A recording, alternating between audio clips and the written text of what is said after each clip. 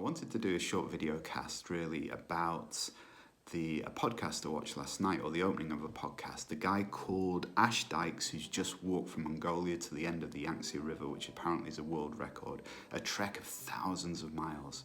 And what really struck me wasn't necessarily the trek itself, that's very, very impressive, but his technique for completing this world record was, he put it down to the law of attraction.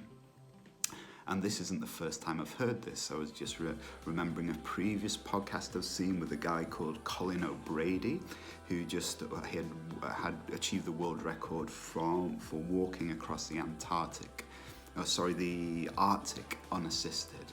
Only a younger guy as well. And he put that down to partly law of attraction, which means visioning the outcome.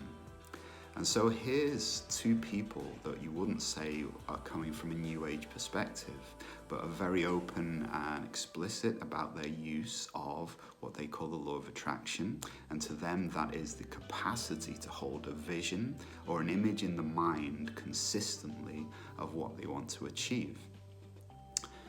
So how does this relate to us? Well, this relates to us very powerfully. What I often say with the law of vibration is that, or the law of attraction is, we're using it already. We've always used it.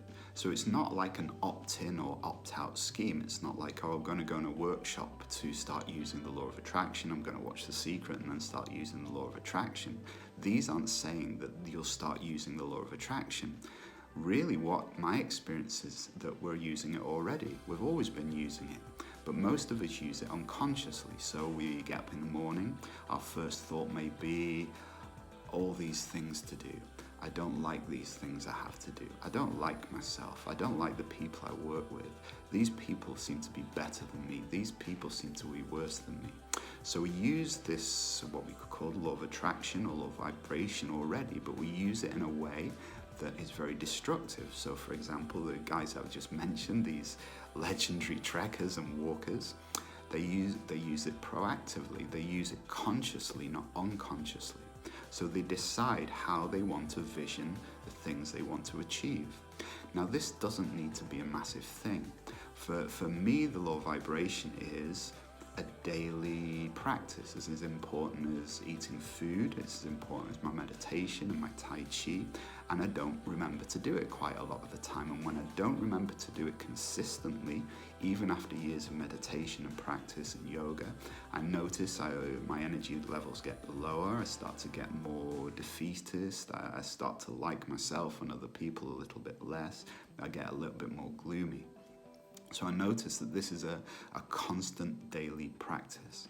So the constant daily practice can be simply put, if we look at the example given by these guys, what do you want to achieve today? Not what you don't want to achieve today, what you want to avoid today.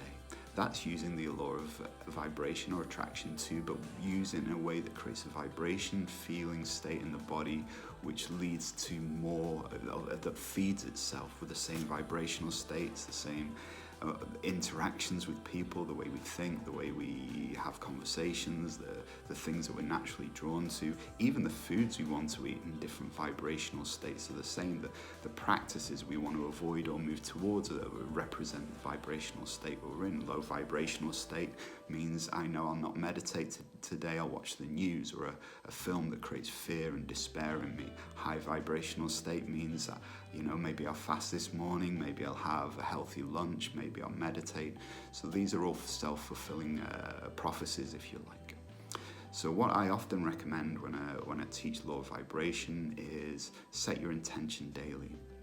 The first thing, if I'm feeling a bit sick in the morning, first thing I'll think is I choose health, I choose well-being, I choose feeling good, I choose things going well for me today, I choose happiness, I choose peace, I choose love, I choose light, and I reinforce this type of thinking. And what I notice is by the time I get out of bed, if I'm going to meditate in a low vibrational state, I'm like, I don't know if I want to meditate. If I get out of bed in a high vibrational state, I can't wait to do my yoga and meditation, because they kind of celebrate that vibrational state. So this isn't some woo-woo kind of used by some far kind of New Age thinkers. This is a very powerful way of using the mind consciously.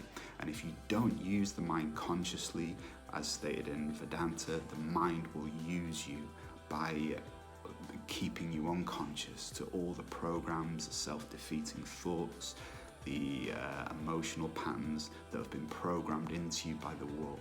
So to break free of the world, partly realize spiritual level, we're not the mind and we're not the body. However, practical level, we still have a mind and we still have a body. And these things are powerful instruments in creating a life of beauty and happiness.